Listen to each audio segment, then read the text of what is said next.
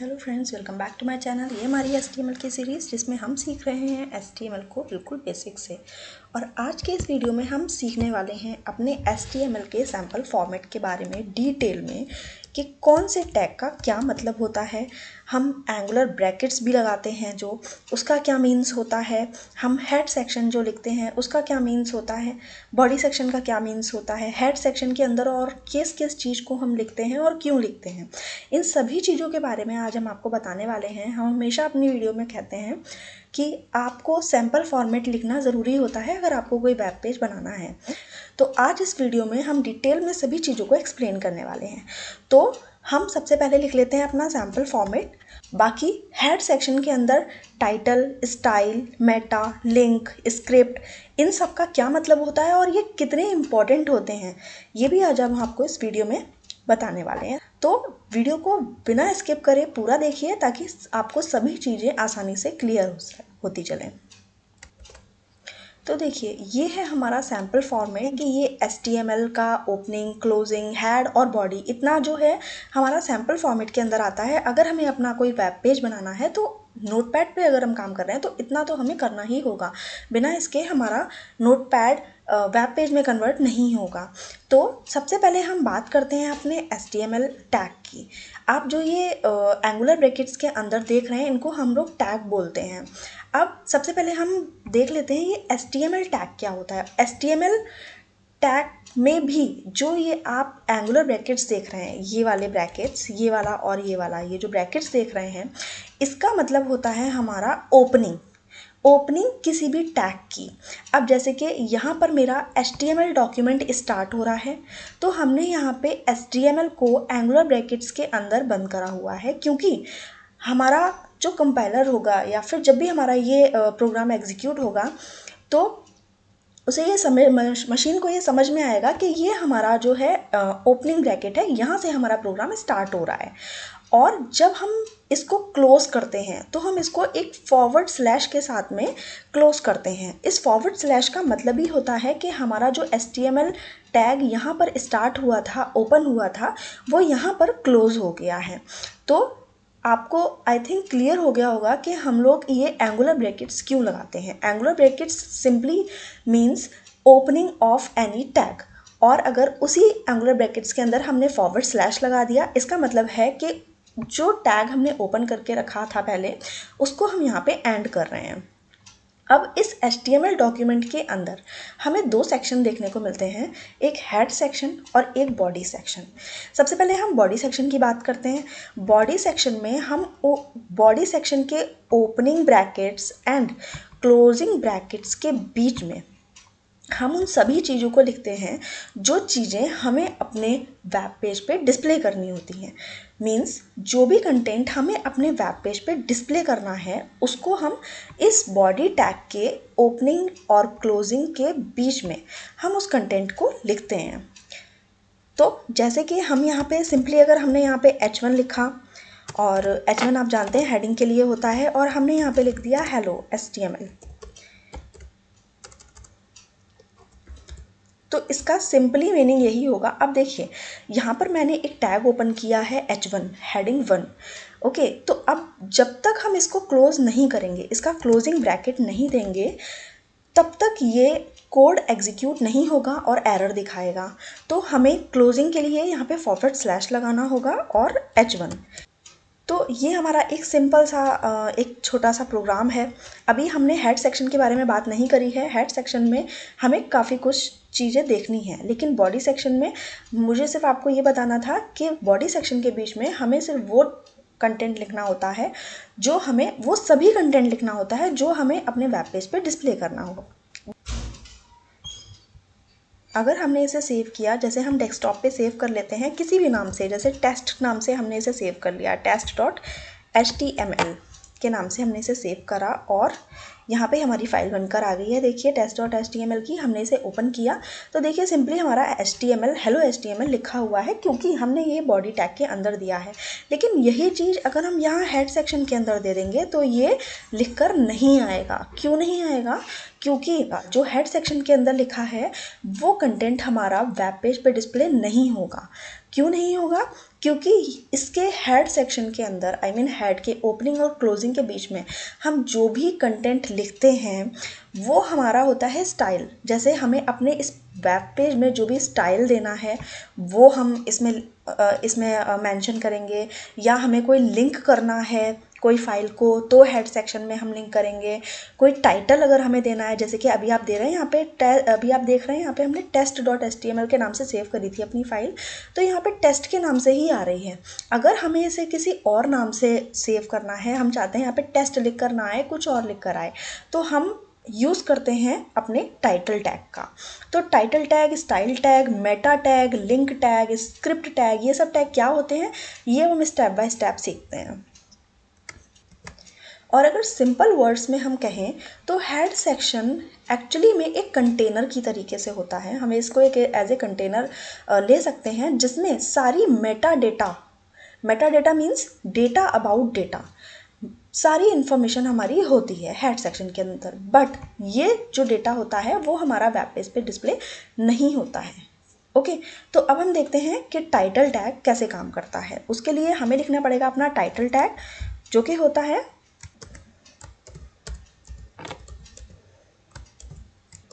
तो ये है हमारा टाइटल टैग। टाइटल टैग जो होता है वो हमारा डिफाइन करता है टाइटल ऑफ द डॉक्यूमेंट। ये हमारा टाइटल होता है डॉक्यूमेंट का और इसी को हमारा डिफाइन करेगा। अब अगर इसके बीच में हम लिख देते हैं, फॉर एग्जांपल मैंने लिख दिया माय पेज या फिर माय HTML पेज, आप कुछ भी ले सकते हैं जो भी आपका मन करे।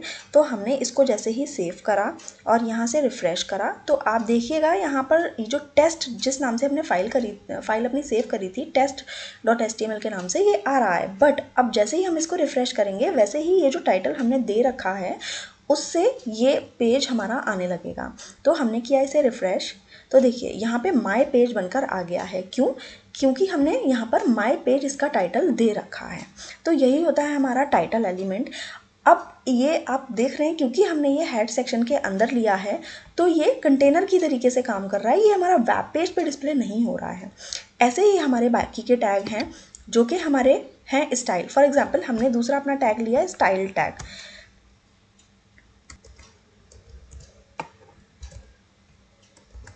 ये है हमारा स्टाइल टैग। अब इस स्टाइल के अंदर स्टाइल ओपनिंग और क्लोजिंग के बीच में हम जो भी स्टाइल दे देंगे वो ही हमारे वेब पेज का स्टाइल बन जाएगा, मतलब वही हमारे वेब पेज का लेआउट बन जाएगा। तो फॉर एग्जांपल जैसे हमने इस स्टाइल टैग के बीच में दे दिया कि हम चाहते हैं कि हमारा ये जो कलर है, बीजी कलर है हमारा, वो हमारा कुछ और हो जाए, या फिर जो हमारा हमने हेडिंग दे के रखी है वो ब्लैक ना आके कुछ और हो जाए। तो फॉर एग्जांपल जैसे हमने यहाँ पर ले लिया है स्टाइल के बीच में, हम चाहते हैं कि हमारा जो बॉडी का कलर है, मतलब वेब पेज का कलर है, वो हमारा कोई और कलर का हो जाए, वाइट ना होके।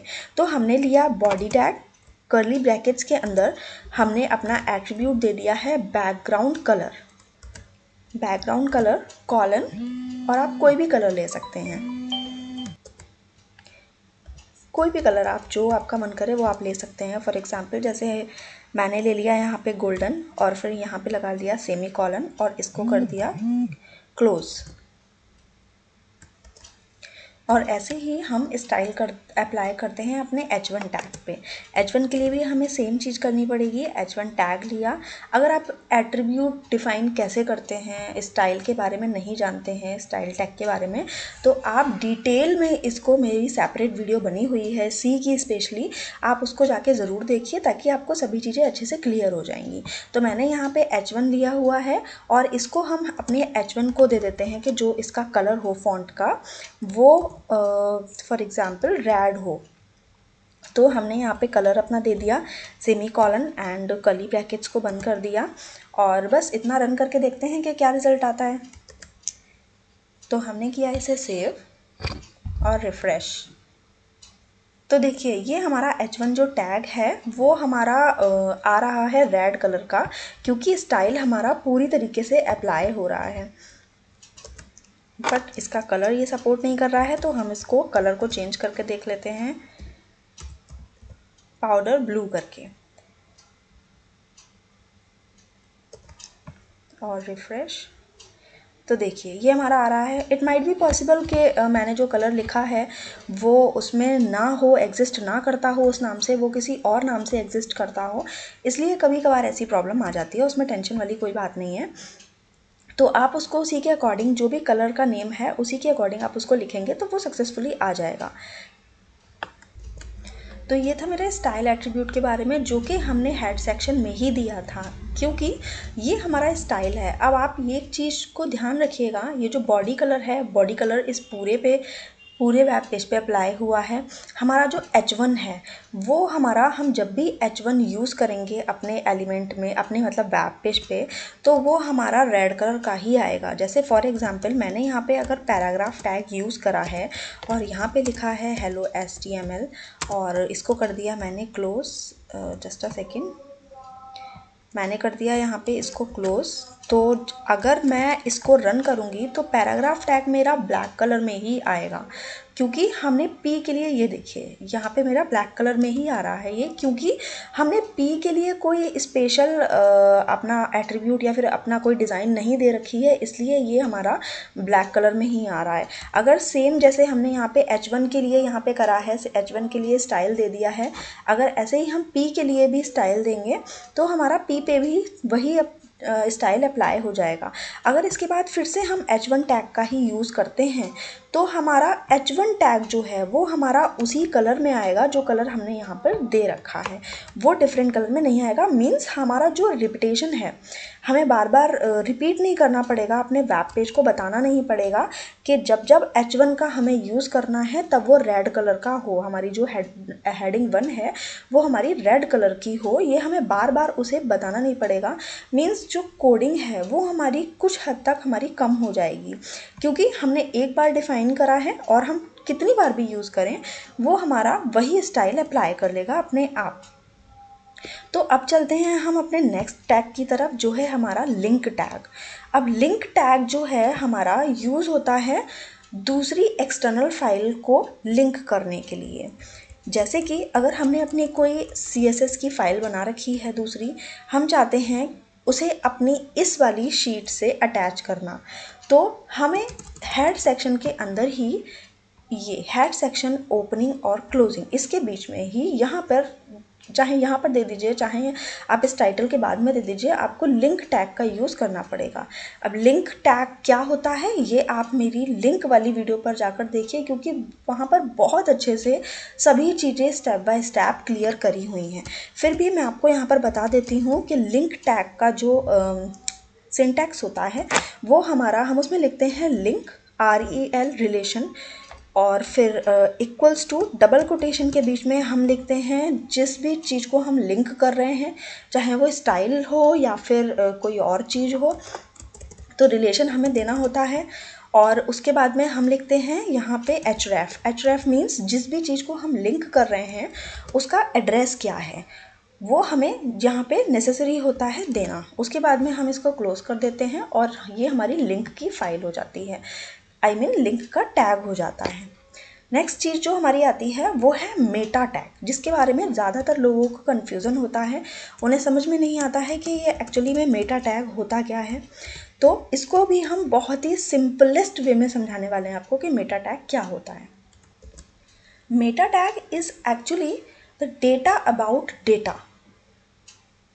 और ये डेटा आपका वेब पेज पे डिस्प्ले नहीं होता है, ये सिर्फ एक एलिमेंट है। मेटा एक एलिमेंट है जो कि आपका स्पेसिफाई करता है कि आपके पेज का ऑथर कौन है, आपका जो डॉक्यूमेंट है उसका ऑथर कौन है, या फिर आपके पेज का डिस्क्रिप्शन क्या है, या फिर आपने उसमें कौन सा कीवर्ड यूज़ करा हुआ है, या फिर आपके पेज में जो कैरेक्टर्स यूज़ हुए हैं वो कैरेक्टर सेट क्या है। इन सभी चीज़ों को मेटा टैग जो होता है अपने अंदर कंटेन करता है। ये एक कंटेनर है जो डेटा देता है हमारा डेटा के बारे में। ओके, तो इसमें हमारी कई सारी चीज़ें हैं, जैसे मेटा के अंदर हम लोग कैर सेट यूज़ करते हैं। कैर सेट होता है हमारा कैरेक्टर सेट, मीन्स ये हमारा बताता है कि हमारी जो डॉक्यूमेंट है उसमें कौन सा कैरेक्टर सेट यूज़ हुआ है। इसको हम ज़्यादातर UTF-8 लिखते हैं, UTF-8 लिखते हैं। और इसको कर दिया क्लोज। तो ये जो हमारा इन्फॉर्मेशन है ये आपकी जस्ट एक इन्फॉर्मेशन है, ये आपकी वेब पेज पे डिस्प्ले बिल्कुल भी नहीं होगी। ओके, ऐसे ही हम यूज़ करते हैं मेटा टैग में। अगर हमने यूज़ कर दिया है यहाँ पे कीवर्ड, मीन्स आप कौन कौन से कीवर्ड यूज़ कर रहे हैं, for example HTML, CSS, JavaScript, या आपने डिस्क्रिप्शन देना चाहें आप अपने वेब पेज का तो आप डिस्क्रिप्शन भी दे सकते हैं। ऑथर का नाम देना चाहें तो आप ऑथर का नाम भी दे सकते हैं। आप अगर चाहें कि आप एक फिक्स इंटरवल ऑफ टाइम के बाद में आपका पेज अपने आप रिफ़्रेश हो जाए तो आप वो भी दे सकते हैं। अगर आप व्यू पोर्ट के बारे में व्यू पोर्ट बहुत ही अच्छा एक फ़ीचर है, उसके बारे में मैं आपको ज़रूर बताऊंगी। तो सबसे पहले जो मैंने अभी आपको इतनी सारी चीज़ें बताई हैं कि कीवर्ड क्या होता है, डिस्क्रिप्शन क्या होता है, वो मैं आपको यहाँ पर लिख कर बता देती हूँ। अब जैसे हमने यहाँ पे मेटा टैग का यूज़ करा हुआ है तो इसी के आगे हम लिख सकते हैं यहाँ पे, जस्ट अ सेकेंड, हम अपना दूसरा सेपरेट मेटा टैग ले लेते हैं। तो हमने यहाँ पर जैसे कि लिख दिया है मेटा, और उसके अंदर हमने अपने डिस्क्रिप्शन या कीवर्ड या ऑथर का नेम, तीनों चीज़ें हम आपको लिख कर दिखाते हैं।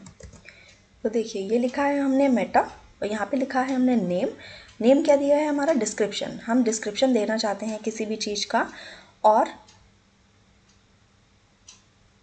यहाँ पर हमने दे दिया है डिस्क्रिप्शन का कंटेंट। मीन्स नेम तो डिस्क्रिप्शन है बट डिस्क्रिप्शन का हमें कंटेंट भी देना होता है, या कीवर्ड है तो उसका कंटेंट भी देना होता है।